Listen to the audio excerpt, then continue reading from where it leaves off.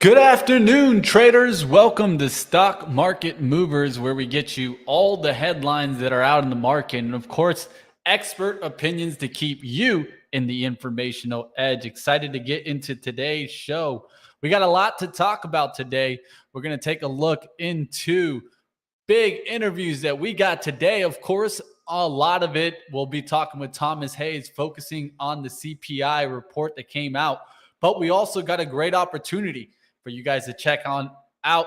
We have, of course, Brett Parker that's going to be joining us, president and CFO of Bowlero Corporation. So don't miss that.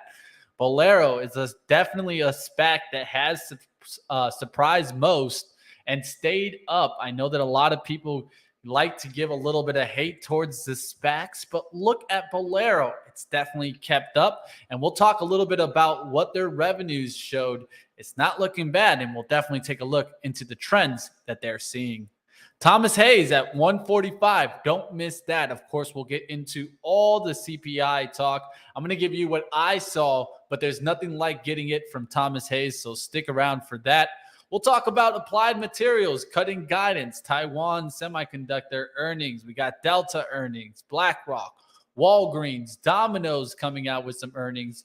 Earnings season's really, truly kicking it off. We'll talk about what was hot in the market and what was not. We'll take a look at some of the micro catalysts out there. DWAC with some news out there, Victoria's Secret, and I even caught some news on Albertsons. We'll see what happens with the Kroger situation. Stick around. We got a lot to talk about. You're in Stock Market Movers, and I'm your host, Money Mitch. Let's get right into the action. There are 3 ways to make a living in this business. Be first, be smarter, or cheat. I can't help you cheat, but I can give you the informational edge to help you succeed in the markets. Welcome to Stock Market Movers. All the market moving headlines and expert opinions every day. They say money is the oxygen of capitalism, and I want to breathe more than any man alive.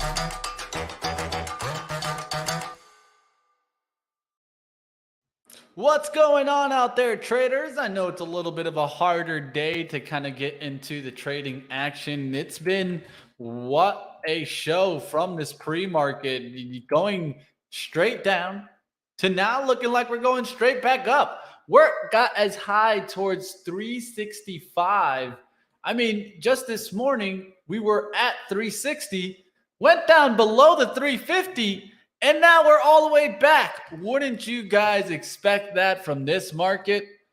The more volatility, the better it seems like in this market, because, man, to go down and put that kind of candle in the pre-market, then recover all of it.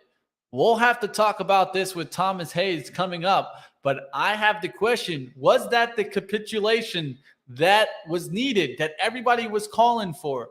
Was that the letting go of the bulls? And now truly the bigger money coming into play here as we're seeing this rip and rally coming back. It's not just the SPY, of course. It's drawing a lot of the market. We'll talk about that with what was hot and what was not, but it was a crazy day. We started the day getting what? A super hot number, at least in my eyes. Why I think it's super hot? Because at the end of the day, anything that was going to be over the expectation was going to be considered negative for the economy, right? Well, here you have it. We're right back up there to 363.90s. What happened here? That is going to be the question that a lot of investors are asking today. And the truth is, no one's going to have a 100% answer. What we need to look at is, where do we get to in the next couple of days? Once the volatility dies down, will we come back towards 350? Or maybe we just actually put in a new low. We'll have to keep watch. Like always, one thing that I would say is I'm more focused on when the Fed is going to go into pause than trying to call the bottom. Because trying to call the bottom is just going to get you this game where you're always just calling the next bottom, the next bottom, the next bottom, the next bottom. And then what ends up happening is the same thing that is questioned about the Fed, which is what? Credibility. You don't want to question even your own credibility for calling lows for no reason. Let's just wait towards the Fed can truly give us signs that they want to pause, or that we truly get CPI data to come down, or maybe it's the PCE reading that the Fed likes to focus on. And it just doesn't seem like that is what we are getting here. Well, also, I mean, if you look at the month over month coming in at 0.4 versus 0.2, definitely not what was expected there.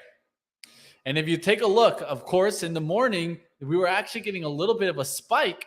And why were we getting a spike? A lot of this was because of the UK government putting out some news that they were considering a U-turn for the tax cuts that were planned.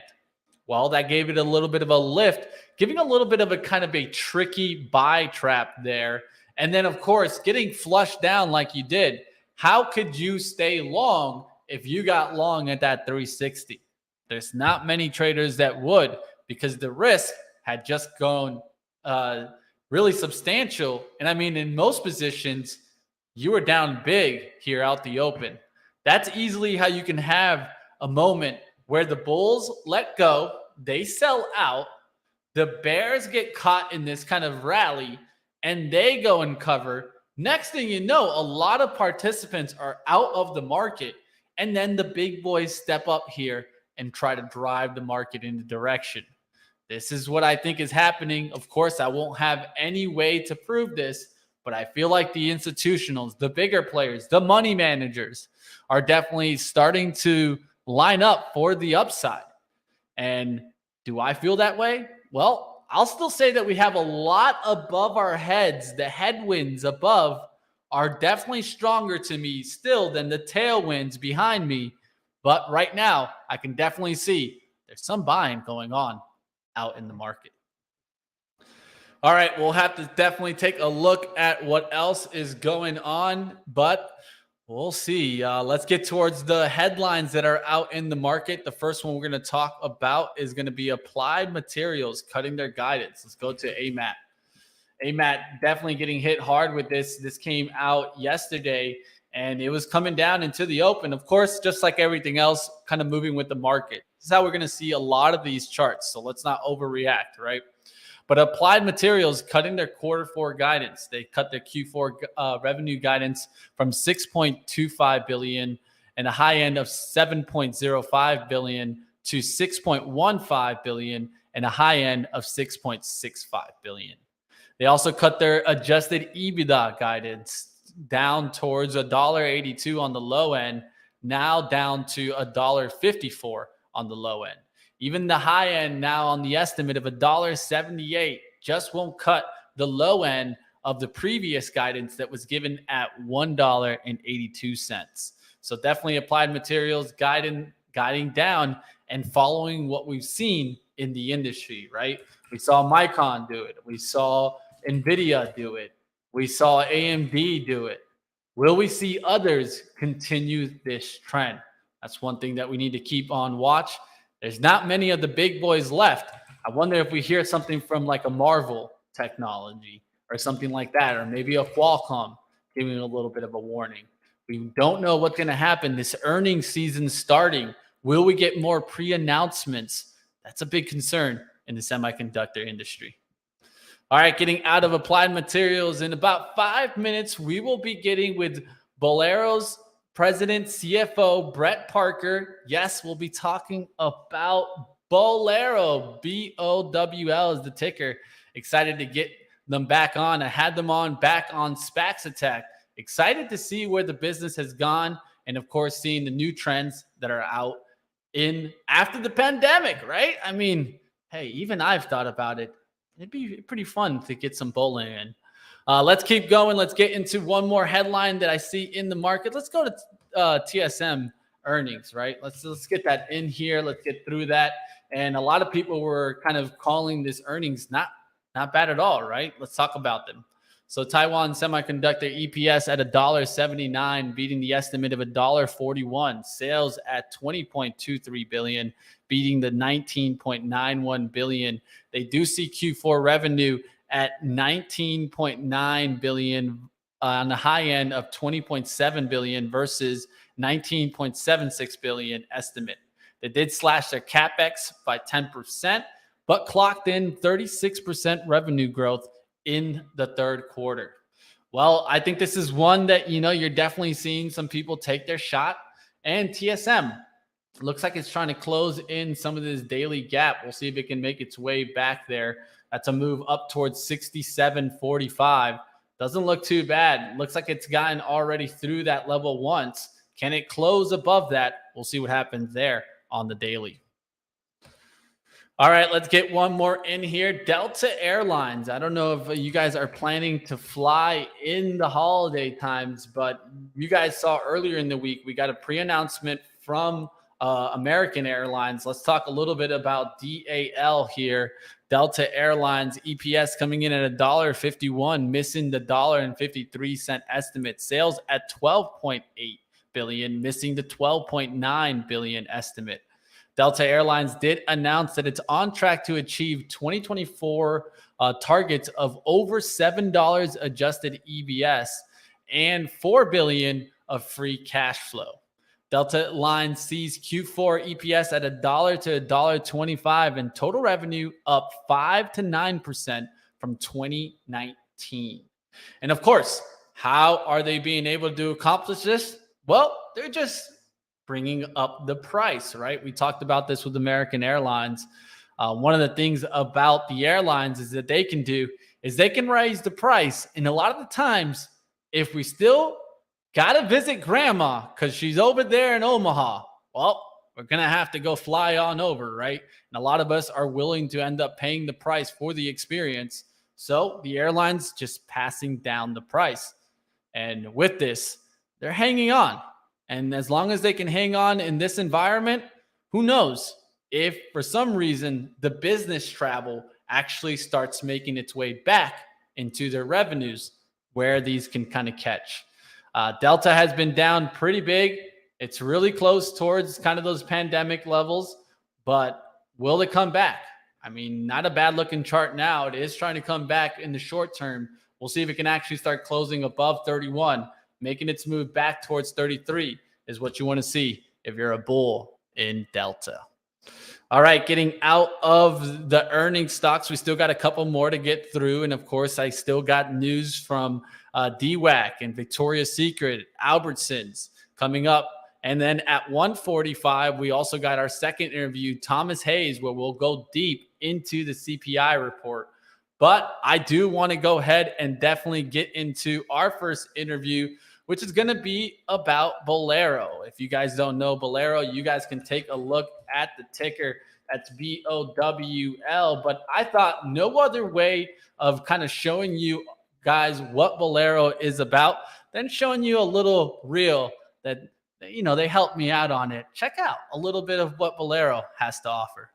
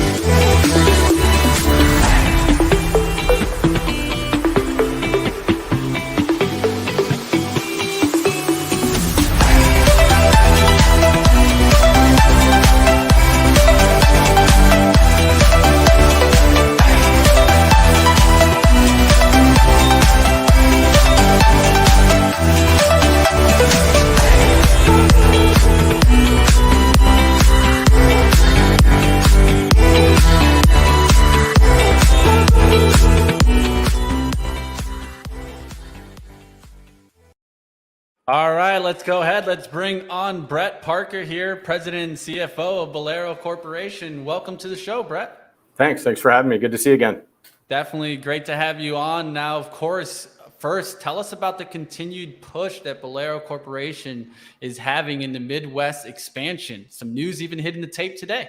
Yeah, so that's been an area for us that we've spent a lot of time focusing on, because there's a lot of bowling there, and bowling is very much part of the general community fabric in the Midwest. But our presence hasn't been that extensive. So, starting in Wichita and then most recently in Omaha, we've been taking some of these smaller cities that, you might not expect can produce the kind of results that we're finding, but there's not a ton of options. And we found some great centers. So, we continue to make acquisitions. Last year, we added 29 centers, 27 acquisitions, 2 new builds. This year, we've opened several. We've closed several acquisitions and signed, quite a few. And now, most recently, as of today, we announced one transaction closed 2 days ago, and another one we just signed up that'll close in the next couple of months. And that is, giving us a nice footprint in Omaha, which is a better market than people might think. So, we continue on the strategy. We've been talking for a year about the fact that there are 3,500 independent centers out there, and that this is, ripe for consolidation. So we continue to take, a very wide funnel and look at a lot of things. And then, there's a lot of things kind of continually signed up, and then we keep closing them, and the machine is humming.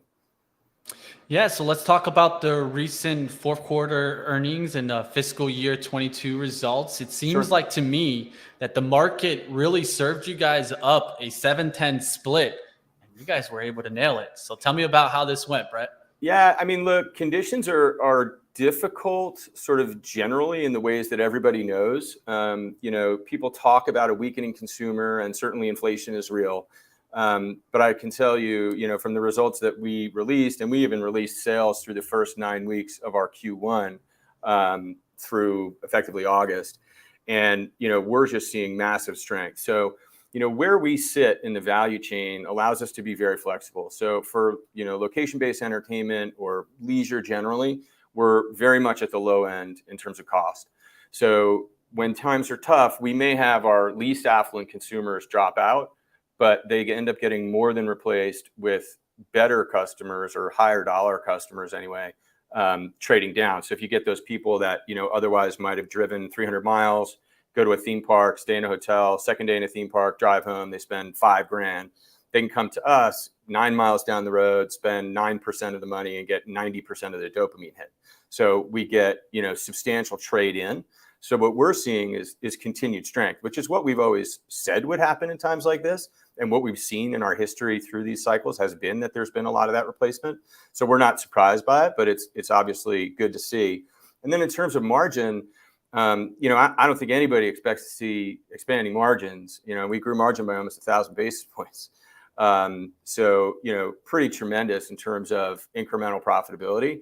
And that's because the way our business is structured, first of all, we're relentless managers in terms of pursuing efficiency, and we're always getting better. And our QMS, our quantitative management solutions tool, allows us to do that in a very math-driven way that doesn't allow for the sort of obfuscation that you get in a lot of situations. And then on top of that, you have a core model where 2/3 of our revenue has little to no variable cost. But we can take price across the board because that's everyone's expectation, and we have plenty of pricing power. So without taking egregious price increases in any particular area, we can take smaller increases and more than offset the increases in cost. So between the way we manage it and the fundamentals of the business, we're in a position to deal very well with the situation that's arisen. Yeah, it seems like that QMS system is truly helping screen the opportunities there. Now let's talk a little bit about, you guys are the largest owners of bowling centers. So you truly have a real look into the consumers right now. How has the traffic come back since the pandemic? I mean, traffic has been tremendous. I mean, for the year, last year, we were up about 20% versus pre-pandemic. But the quarter was up significantly more than that. And, EBITDA was up 141% versus pre-pandemic in the quarter. So, a lot of last year was still pretty heavily COVID impacted, particularly the December and March quarters when Omicron was, causing the government to shut places down and limit access. So there's a lot of structural tailwind in that. But if you look at what happened in the quarter, I mean, traffic is very strong. Same store sales are very strong. And, what we're finding is, unsurprisingly, having been in this business since, I've been through 9/11, the 08/09 crisis. I mean, we've been at this a long time. We find that people come to us for comfort. So it's kind of, comfort food for the soul to come in. It's very communal. You sit at your lane, you're a group. It's not age specific. It's not gender specific. You don't have to be good at it to have fun. And I think, people really want to engage in those ways more and more. The other thing that's happening that's interesting is, Gen Z is becoming a bigger and bigger part of the economy and, getting into more significant spending years. And, I think 5 years ago, people thought that generation was going to spend their whole lives in the basement playing video games. And that is not turning out to be true at all. It's frankly quite the opposite. People really want engaging experiences. They want Instagrammable moments. And, we structure our business to provide those things. And the guest is responding. Yeah, I can truly say that there's really nothing like the experience of having a good time, right, with friends and families. And I think that's truly where it plays into. There's one thing being at home and, even though you might be having some good time playing the video game, you look around you and you realize they're not really around you, right? So yeah, exactly. it's a little tough to give somebody a high five when you kill somebody in the video game. But in bowling, when you have a good strike, I mean, you definitely have to celebrate. So let's get into a little bit of the other opportunities that you have available to you, like media and gaming opportunities. Yep. Tell us a little bit about this. So, media is progressing. We're going to be announcing the season dates for our 23 season for the PBA end of this month, beginning of next month, as that tunes up. We're really excited about the slate of events that we have. We actually have a great show coming up this Sunday, a celebrity bowling challenge with Jimmy Allen and Terrell Owens and others bowling with some of our pros.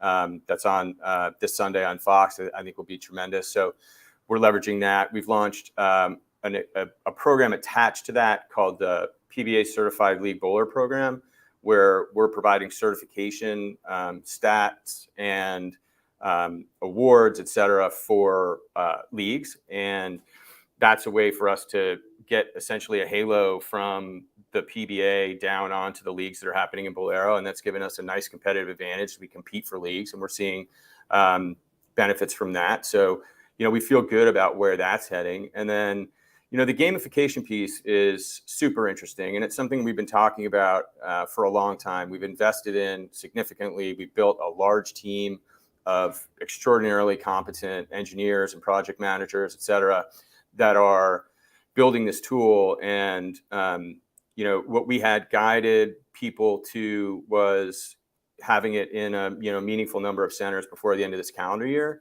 And, I remain optimistic that that's going to happen. I think we'll be, in a testing phase pretty soon.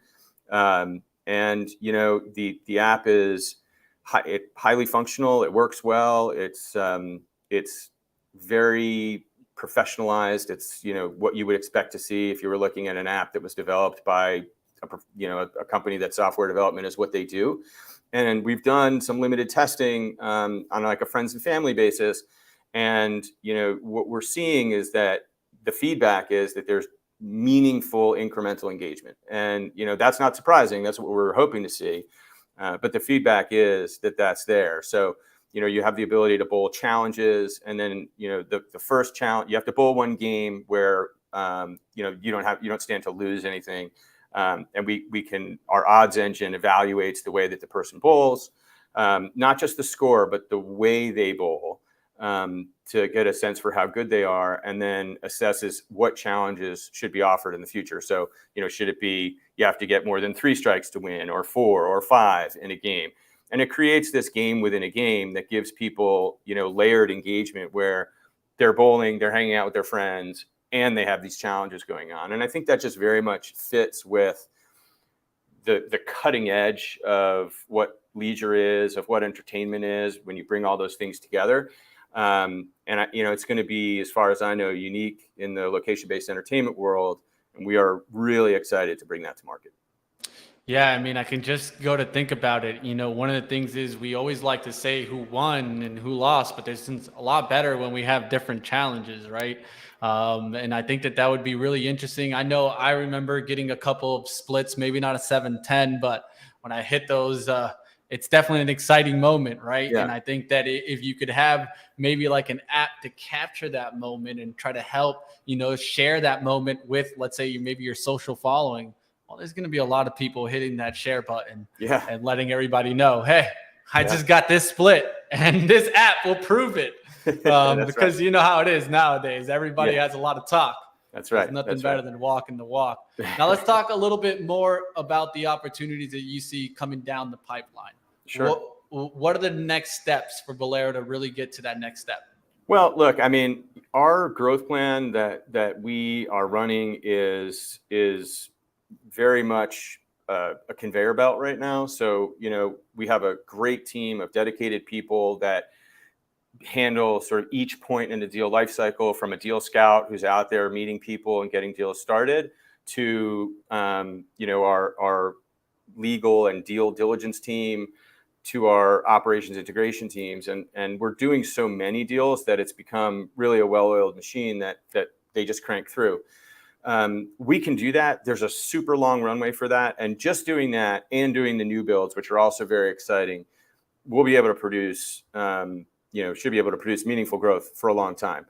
That being said, we always have our eye on something big, right? This company has in its history the proven ability to buy large companies and improve them and create a lot of value, in terms of what we did when we bought AMF, when we bought Brunswick's bowling business, when we bought Bowl America. So, we've done this before, and we continue to watch and observe in the market. And there aren't a ton of large bowling targets, though there are a few, and we certainly are looking at those. But, we believe that our operating acumen, particularly with QMS, translates very well to any location-based entertainment business. So, we continue to watch and we'll be opportunistic. So, nobody's promising anything, because how could you, in terms of, when, if, how, which. But that being said, transformational M&A is absolutely on the table, and it's something that, we continue to assess. And if there's a silver lining in an economic dislocation, it might be that while we continue to perform well, both in our operating performance and our stock price, that others don't, and that, a strategic combination becomes really advantageous, and you can create a lot of value structurally in the deal, and then, meaningfully more on the synergy side as we right size costs and do this sort of run the game plan that we've run on the other big deals. So, I think there's the pipeline of acquisitions is large. It's never been larger. There's tons of it. And that's like I say, that's enough to really keep moving the ball down the field. But there is also always this sort of, go back to your video game analogy earlier, there's the opportunity to hit the turbo button. You just don't want to use it, until you're fighting the big boss, right? So we got to get the right moment. And then when we find the right moment, striking on something big is certainly, possible. Yeah, step by step. One thing I can clearly see is the ROI, the return on investments, are looking great. And so keeping that up, I'm sure you guys will keep moving forward. Now, last question is, what's your average bowl score? I don't have an official average, because I always bowl on a leisure basis, but I'm a, mid to high 100s guy. I'm far from a pro, but I don't embarrass myself either. Yeah, no worries. We won't put up the bumpers on the side for you. No, I don't need the bumpers. I love to bowl. I love to bowl with my kids, and our scoring systems allow, in most of the centers, they're attached to the bumpers, so you can have it. They come up for the kids and go down for the adults. Yeah. So that's fun. It's kind of fun for everybody. Yeah, definitely. That's one thing that you can do, right? Especially with the family. It's always great. Thank you for coming on today, Brett My Parker, pleasure. President and CFO of Bowlero Corp. And you guys check out Bowlero for yourself. Thanks for having me. Take care. All right, there you guys have it. The first interview there. And I think it's really interesting. When you really dive into the fundamentals of this company, you'll be surprised. Really, take a chance. Take a look into it. And you tell me what you find. This was one of the companies that at first, when I had on SPAX Attack, we got some slack. We're like, why are you guys having Bowlero on?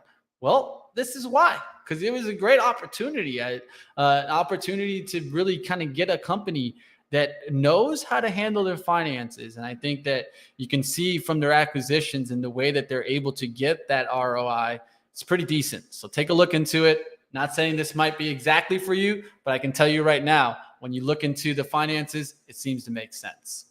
All right, let's keep going. Let's get out of Bowlero. Let's go to some other headlines out there coming up at 1:45. Stick around, team. We got a lot to talk about with Thomas Hayes. We need to find out what is going on in the CPI. What caused this rally? If you guys have a question for Thomas, this is the show where you have the opportunity. If you're listening, drop it in the chat. I'll make sure that we try to get it to Thomas and give an answer so you guys have the perspective to go ahead and question also. Let's take a look into the SPY. Are we continuing this rally? Look at where we are, team. We are making up the wall of worry. It seems like right now as the shorts are getting squeezed. And as this continues, what happens? Well, the shorts get squeezed some more. So we'll have to keep watching what's going on in the market today. Will this be the capitulation low? We'll find out coming up. All right, let's get into the next headline. I want to get into all the headlines that are out there. First, let's finish up the earnings reports. We need to get through. The next one that I want to talk about is Walgreens. So let's go to WBA. Walgreens Boots Alliance got a spike on their earnings, came down with that downside market move, but quickly back on up. Let's talk about Walgreens Boots Alliance here. What were their earnings? Well, they came in with an adjusted EPS at 80 cents, beating the 77-cent estimate. 32.4 billion, beating the 32.12 billion estimate. Walgreens sees full year 23 adjusted EPS at $4.45 to a high end of $4.65 versus the $4.53 estimate. They also raised their U.S. healthcare full year 25 sales target to 11 billion to 12 billion.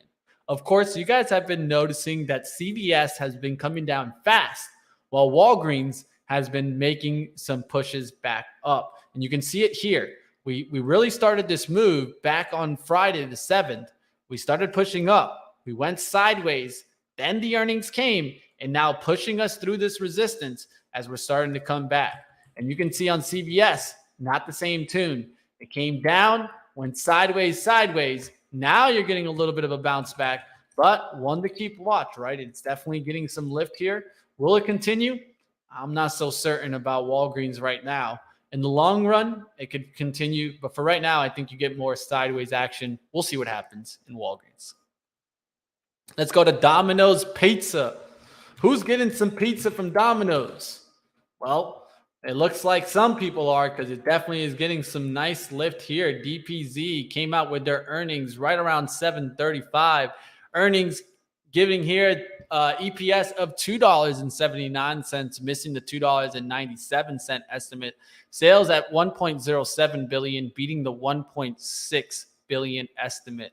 So it looks to me here like DPZ just continuing strong, right? And I think, maybe this is not going to kick it out the water in the recessionary time, but I also don't think it's just going to fall off the wagon, right? And I don't think that, you're not going to have anybody shopping from Domino's. Of course, this is a cheaper pizza, so we got to keep on watch. But one thing to look at is that, this hasn't really given up a lot of its pre-pandemic. If it holds at 300, comes back up, doesn't break through that 300, then we don't get back to those pre-pandemic levels. This is a good bounce there, good level to look at on Domino's is at 300, but you're already up to 333. So just keep watch. Will we get back through the 350? That'd be the first level I'd be kind of keeping an eye on if I was bullish on Domino's Pizza. All right, let's keep going. Let's take a look at what was hot and what was not. This is my favorite segment of the show, where we look at the sectors and the industries on what was trading up today. All right, just give me 1 second, guys. I need a little water. A lot of talking today. Let's go. All right, let's go to DPZ here. We're going to go towards what was hot and what was not. Let's go to my main charts here. And of course, look at the Tesla push. Man, what a rip and rally in Tesla up towards 222. Of course, they jumped on this. But look at the day, guys. You're up on energy, up 4.81% from the open. There's not many times we see the 4 on this scanner, and you're definitely seeing it today. So oil stocks up, XOM ripping on up. We could see that also if you looked at, let's say, front month, WTI. You can see crude definitely taking a spike. Chevron up there. XOM past the 100. We were looking at this little pullback opportunity. It looked like the pullback opportunity worked into the 98s, getting back up towards the 102. Now will we come towards those highs that we have from June 8th? We'll see if we get up there towards the 105. And XOM could potentially make 52-week high.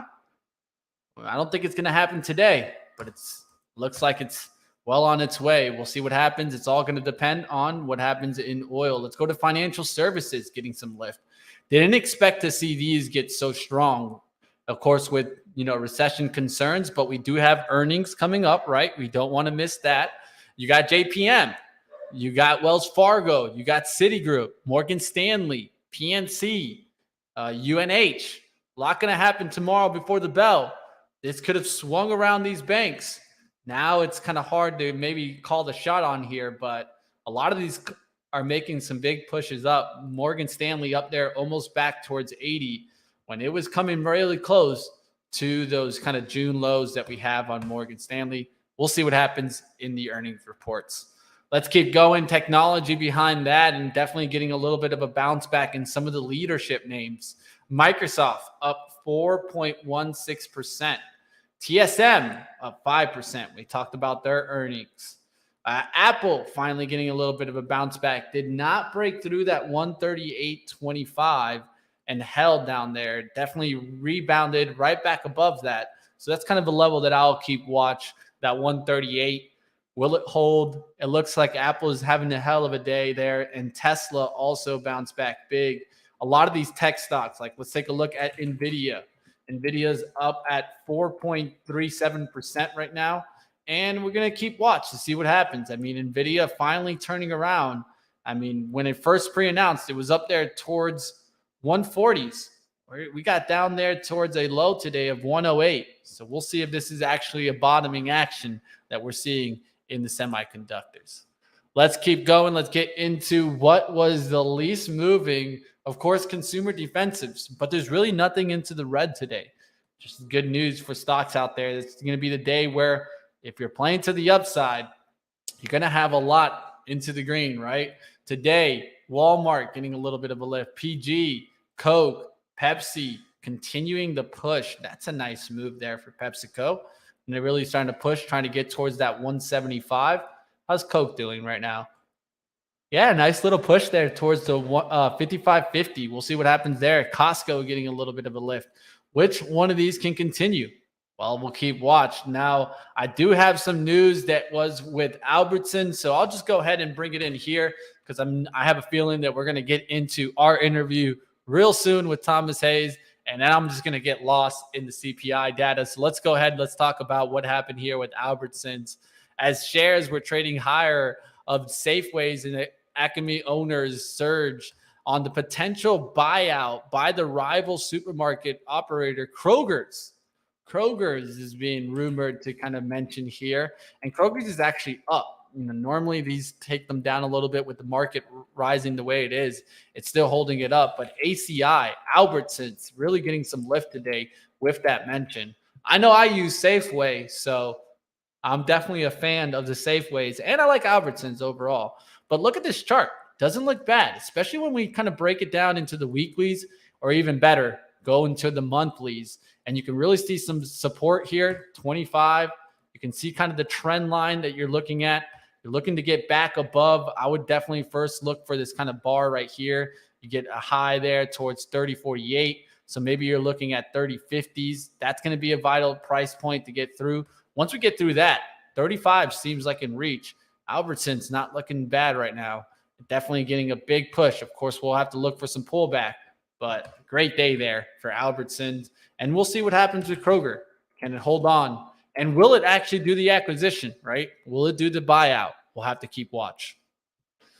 All right, let's keep going. Let's get out of what was hot and what was not. We're going to get into our interviews in just a second, but got one more headline to kind of run through. Let's take a look at the DWAC and how that was moving. I saw that getting some lift today, and this was off the news that Google had approved the company's app for its store, and they got a big shot up there right out the gates there. Now just kind of playing sideways here. So we'll see what happens here in DWAC. Is this something that I would be looking at? Personally, not up my alley, so I'll just kind of leave it alone.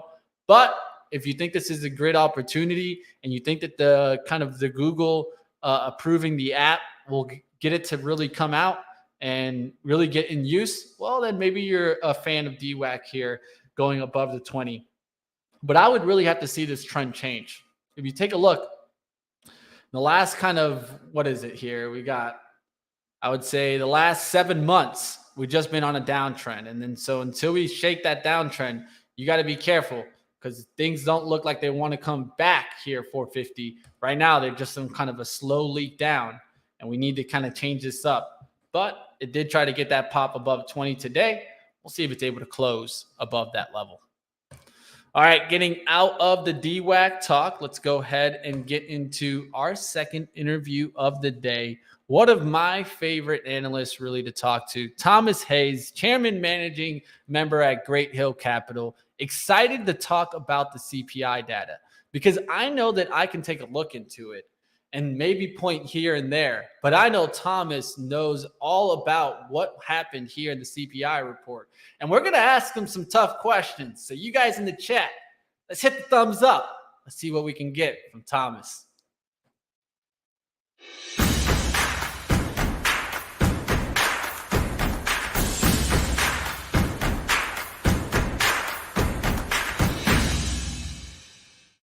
All right, let's bring him on here. How we doing, Tom? Doing great. How you doing, Money Mitch? Oh, excited. I mean, these are the days that we live for, right? In the market, right? The ones that make your hairs come up, the ones that you're like looking at the tape. Well, this is exactly what we got, and we definitely started the day off with a bang. It might have been a bang lower and then a bang higher after, but does today's price action really seem like the capitulation low that many have been calling for? Well, I'll tell you what, capitulation or not, I've been pretty consistent the last few weeks talking about positioning, talking about sentiment, how managers, if you look at the Bank of America survey, had the highest cash since the great financial crisis lows, since the pandemic lows, highest expectations for a recession since April of 2020. And March of 2009, both of those cases, the bottom of the stock market was in the rearview mirror. And I felt like a broken record on a lonely island, I got to be honest with you. And today it looks like that's playing out. And I think what we saw this morning was that there are no sellers left. I mean, I'm sure you saw some of the stats on the amount of put options that have been bought in the last 1 or 2 weeks. Everyone's buying insurance after the house already burned to the ground.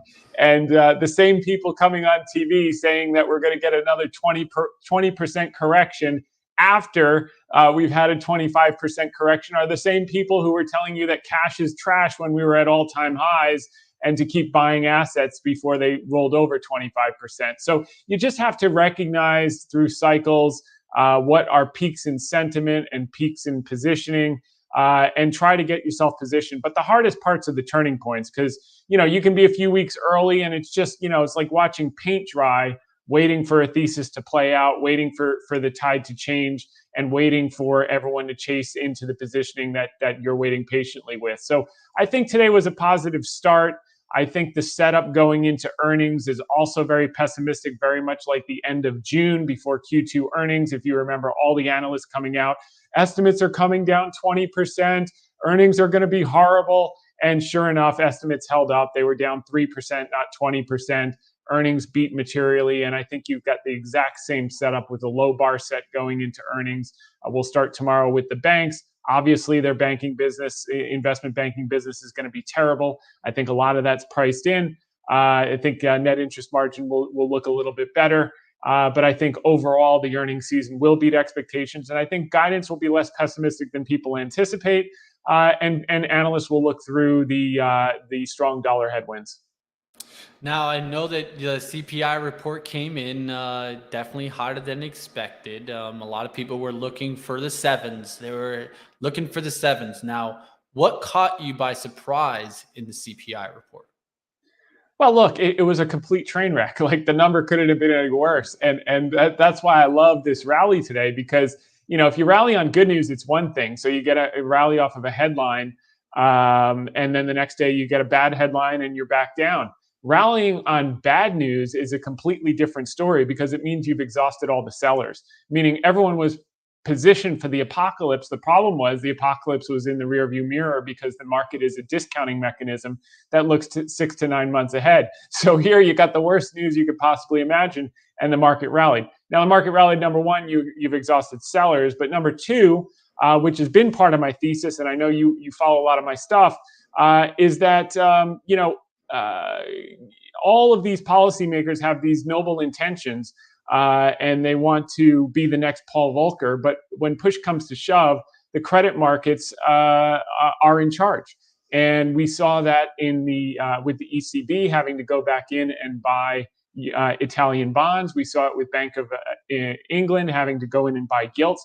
We saw it with RBA in Australia having to raise rates less than they anticipated they would have to. They went 25 versus 50. And then we saw today there was a Reuters headline out that shows the ECB expected terminal rate is 2.25 versus what the market was anticipating was 6%. And I think what's happening is people are coming to the conclusion that inflation, you're just going to have to live with it. We're going to run above trend for the next 3 to 5 years. It's not the end of the world. This is supply driven more than demand driven.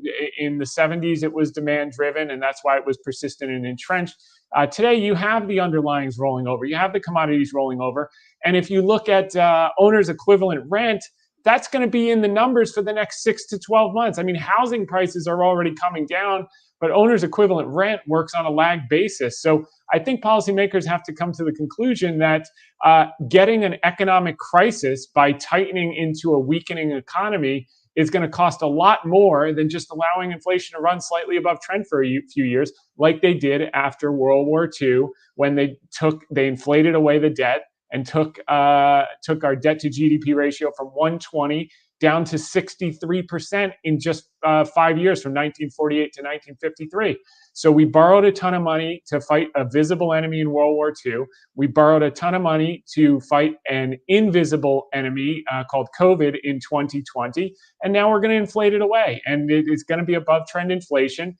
And if the policymakers are smart, they'll continue to talk hawkish to try to anchor long-term inflation expectations, which they've been very successful in doing. You've got 5-year inflation break-evens, I think, at about 232, down from 359 in March. I think maybe two more hikes, and then pause and just leave it there and let the economy grow, avoid financial crisis, or be idiots and keep raising into a slowing economy and cause a Great Depression. I mean, your choice. But I think they're all coming to the conclusion as they see things break that they're not going to be able to be the next Paul Volcker, because when Paul Volcker raised rates up, he had a debt to GDP at 30%. We've got debt to GDP at 122%. And every full percentage point they raise rates adds $285 billion to the deficit. Each year, they've already added $1 trillion with the hikes they've done. And that's now approaching the Social Security line item. It almost costs us more to service the debt because of the hikes that they've done than it does to pay out all of Social Security every year. So how high do you want to go, Jay? Well, now, of course, investors are starting to ask, and I can't blame them for asking the question, why does it feel like the Fed raising the rates is having little to no effect on inflation? You got it, because it's supply driven. It's not demand driven. Like they kind of understand this, and they think that, the way to solve it then is just put a bunch of poor people out of work. I'll tell you one thing. I think people would rather pay an extra 25 cents for a gallon of milk for the next 3 years than have no job. And I think, it's the lesser of two evils. You increase money supply by $5 trillion in a year and a half. Granted, they had to do that. It was an emergency, but you're going to get inflation, and it's going to come. And now money supply has been contracting 18 months out. You're going to get deflation. And you're seeing already the reports of all of these department stores with record inventories. They're going to be blowing that stuff out at 50% off, 60% off, 70% off. And what's the difference? I got to tell you, Mitch, I think it's absolutely hysterical. When Target marks their stuff down 50, 60, 70%, people are going to flock to the stores. When Walmart holds the clearance sale, people are going to flock to the stores. When the stock market holds the clearance sale, people are running through the stores like it's a fire in a movie theater. They're running out of the store. You've got Disney down 55%. No one wants to touch it with a 10-foot pole. The best bank in the world, JP Morgan, down 41%. You can't give it away. Boeing down 71%. Boeing has one competitor in the entire world. You think more people are going to be flying in 3 years, or less people are going to be flying in 3 years? And at a 71% off of highs, you can't give the stock away. I'll tell you what, you're going to look back on some of these stocks, these high quality businesses that are at deep discounts 2 to 3 years from now, and say, I missed a once in a lifetime, or once, twice or 3 times in one lifetime opportunity. But it doesn't happen often. Some of these things, the discounts you're getting, you haven't seen since 2008. Some of them you've never seen. And we're not talking about speculative Momo stocks or small caps or micro caps that you're hoping for a home run. We're talking about Disney. We're talking about Boeing. We're talking about JP Morgan. We're talking about staples that have been here for decades, are going to be here for decades, and you still can't give them away. And it's that type of pessimism that creates these type of monster, unexpected rallies. And I think as you see earnings come through, you're going to see more buying power step in beyond the short covering in coming weeks, and managers are going to find themselves off sides and have to panic buy with leverage just to catch their benchmarks into year end. Normally, I'm not the type of guy that asks this question, but I think today it's actually a good one. Where do you see the SPY around the year's end? All right. Look, I'm not a trader. I'm an investor, but I have spent a lot of time on this. I think you're going to be around 4,250 to 4,300. And that's a minority view. And I'll tell you what, if the positioning is as offsides as I think it is, you could potentially see higher. But in order to see higher than that in the short term, you're really going to need to see good earnings guidance, and you're going to need to see the dollar going down. I think the most important thing today, 2 things that I'm looking at, Mitch. Number one is the U.S. dollar is down. That is good news, because of what we saw with the ECB. They're going to get dovish before us. So maybe now the euro starts to finally get a bid. You're seeing the British pound get a bid. If that dollar starts to come down, that's bullish. Okay, you watch that. It's especially bullish for emerging markets. And I love 1 or 2 companies in China that have just been sitting there for months, but they're going to start to move as that dollar comes down. And the second thing that I've been looking at is high yield credit. And today you're seeing HYG, JNK get bid. That means the credit markets are starting to function a little bit better. Granted, one day doesn't make a trend, so let's see if we get some follow through in coming weeks. But I like this rally on worst case news. It means the sellers were exhausted ahead of the print. Now, what's going on in the labor markets? It seems like there's just something that maybe some people just don't understand. Well, look, the labor markets are still tight. JOLTS, you saw a little bit of easing where the vacancies came down a couple of weeks ago, and you'll see a little bit more of that because it all works on a lagged basis. But by and large, employers, they don't want to really let people go because they had such a tough time hiring people throughout this process. And, the underlying economy, as much as GDP has slowed down and the Fed is trying to destroy the economy, I think they're going to blink before they do too much damage. You saw it today with the ECB. You saw it last week with the BOE. The Fed is next. So I think unless they absolutely have to let employees go, I think they're going to try to hang on to them as long as they can. And I think the Fed just needs to accept we're just going to run inflation above trend, keep talking hawkish, but keep the actions light. And then we can avoid a crisis and just get through this little soft soft spell and onto bigger and better things. The market is a discounting mechanism. It's not only discounted a soft spell, it's discounted a large recession. And as you know, markets bottom well before the recessions are ever declared. So what's next for us in the Fed? What do you think we'll be hearing? It seems like these guys get paid by the minute for going on TV because they spend an awful lot of time doing TV, and I think a lot less time reading history books and understanding the lagged effects of their policy. But my best guess is that you'll see them come out in November, probably do 50, maybe 75 if they want to create a little friction in the credit markets, and then the credit markets will discipline them. So maybe 1 or 2 more hikes. I think the ideal situation for them is to come out, do 50 and put it on pause and say, we're going to watch the data. We can't control supply side. You look at, all of the metrics related to the supply chain are improving. There are no more really ships waiting at the LA port. It was down from like 120 to 6 the last I looked. It's probably down to 0 now. You look at cargo rates from China, they've just collapsed. They're down more than 75%. You look at energy, things are improving. The things that are going to be sticky that have huge weights like owner's equivalent rent, they're going to be in the numbers for the next year. So if they're going to continue to tighten on the basis of lag numbers that are going to be sticky, they're going to drive us into a depression. I think they're going to wind up blinking faster than everyone expects, just like ECB did today. But we'll know. I mean, my best guess is 50 and done, or worst case scenario, 75, 50, then done. But the key is the market's sniffing out the end of the tightening. And if they want to leave rates elevated for some time and watch the data from there, that makes perfect sense. I mean, that's a sensible, rational way to go about things. I think just keep, flooring it into a brick wall is going to be the problem. And I think they're probably getting some indications from seeing what's been happening in credit markets around the world that might be time to downshift to 4th gear or 3rd gear before they hit the wall too hard. So you can tell me if you agree with this, Thomas. Do you feel like we're closer towards the end than the beginning? For equity correction? Yeah, for the correction and kind of the bear market. I do think so. I do think so. And the key thing you want to keep your eye on as the 2 tells is 1, the US dollar, you want to see that stop going up. It doesn't have to correct or crash or anything like that. Just stop going up. 2, you want to see the 10-year yield stabilize around 4% and even start to move back. That would be a good sign. Watch the 2-year yield. And then, of course, the most important is watch high yield debt, JNK, HYG. If those start to get bid, then you can put most of this in the rearview mirror. But I will say, I know you love technicals. I was texting with my friend in Europe this morning, and I said, I think this is it. This was a beautiful leg sweep. It took out all the stop losses from retail, people that had the double bottom in mind. It just wiped them out this morning, and then it just ran it up the road. And that's why you see so many angry people on Twitter today.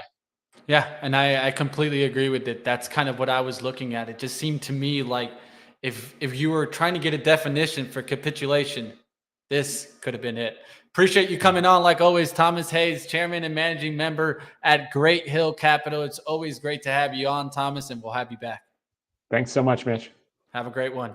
There you guys see it, and I mean, it's impressive. I mean, I got to say, this rally is it's impressive, and I could see it. I see you guys in the chat. It's kind of the battle going on. There's some people saying that the bulls, the bears are exhausted. They couldn't hang on there. The bulls seem like they were kind of really jumping on to it. A little part of me feels, and I've talked about this at the beginning of part of the show, it feels like to me like the bigger traders, bigger traders, money managers are really starting to point and position more to the upside than the downside. It would seem to make sense to me, unless you feel that we're going towards, let's say, 300 on the SPY. What's the risk to return? And where does it start making sense for the longer positioning back towards the upside? I think this is what we need to be asking ourselves as investors. And of course, you are the only one that will have the answer. You can try to ask to advisors out there. Of course, they're going to give you their opinion. But like always, make your own investment decision. Find out when is that time. One of the things that Thomas iterated also is, hey, this is the only place that normally when you get discounts, you run to those discounts versus running away. So look for those high quality stocks that we all feel will be around in 5, 10 years. And make sure that you have your shopping list ready. Is this the moment? I'm not sure. But one thing I am sure is that we all need to be ready for that moment, because this is an opportunity. There's not many times you're going to see equity markets get down like this, at least from the history. You guys can look at the daily charts. You guys can look at the weekly, yearlies, see what we've had before. Every time we come down, of course, we've come back up. The question was this the moment? We'll find out. All right, let's keep pushing into the day. We got a lot to talk about and keep going. Up next, of course, you guys will have At the Close at 3:30. I want to hear what Joel thinks about this market. Joel Elconin. We'll find out at the close. Does he feel that this was a type of bottom? I'll definitely ask him on At the Close. And stick around. If you guys are just joining in, I did see some other people join in. Did you miss the first interview we had on Bowlero? It's definitely an interesting one. I'll see you next time right here on Stock Market Movers. We talked about a lot of stocks today. We got into the earnings stocks. We got to the CPI data. And I hope that I was able to keep you guys in the informational edge, because that's truly the mission of the show. I'll see you next time on Stock Market Movers. Hit the like on your way out.